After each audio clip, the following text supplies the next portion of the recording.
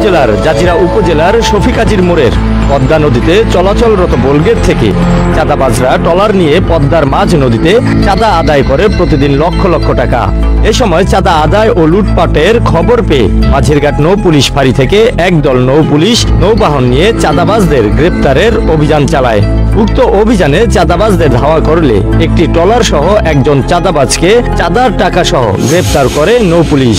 SI হাশেমের নেতৃত্বে চলা এই অভিযানটি পরিচালনা হয়ে থাকে।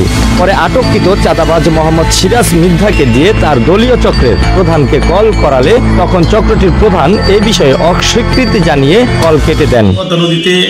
পদ্মা নদী শফিকাজির মোড় কুন্ডেরচর এবং বাবুরচর মাঝামাঝি আমাদের সীমান্ত এলাকায় লালবয়া এবং নীলবয়ার মাঝামাঝি আমরা জানতে পারি যে আমাদের নিয়মিত টহল ডিউটির ফাঁকে কতিপয় দুষ্কৃতিকারী চাঁদাবাজ এরা নৌকা দিয়ে আমাদের এখান দিয়ে যে পদ্মা নদী দিয়ে যে সমস্ত বাল্কহেড গুলো যাওয়া আসা করে বিভিন্ন নদী বন্দরে আমাদের পুলিশের ডিউটির ফাঁক পেলেই তারা সুযোগ বুঝে এই বাল্কহেডের শুকানি ড্রাইভার এদেরকে মারপিট করে এদেরকে ভয়ভীতি দেখিয়ে চাঁদা আদায় করে।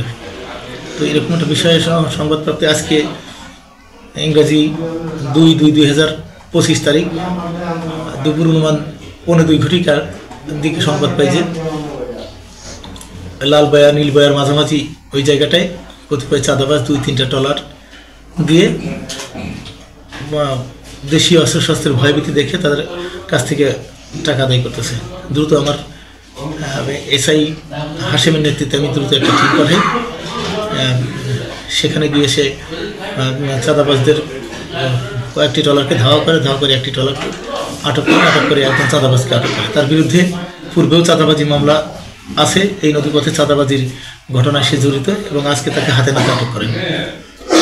চাঁদাবাজির নাম হচ্ছে সিরাজ মির্ধা ওরফে সিল। এর বাড়ি হচ্ছে নুরিয়া মুলফতগঞ্জ লঞ্চঘাটের পাশে। সে জানায় যে সে তার কতিপয় সহযোগীরা দীর্ঘদিন ধরে চাঁদা আদায় করছিল এবং সে তার সহযোগীদের নাম প্রকাশ করেছে। তার বিরুদ্ধে আমরা নিয়মিত মামলার এজাহার দায়ের করছি।